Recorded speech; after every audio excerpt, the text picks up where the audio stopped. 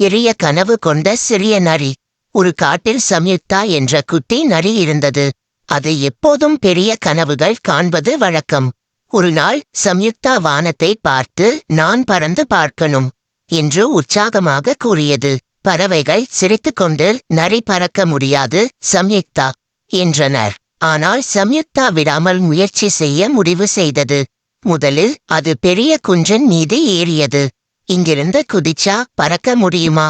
அது குதித்தது, ஆனால் தரையில் தவறி விழுந்தது.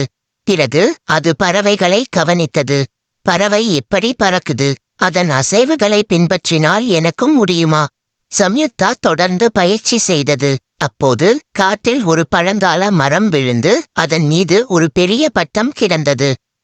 சம்யுக்தாக்கு ஒரு யோசனை வந்தது. இதை பயன்படுத்தி நான் பறக்கலாம்.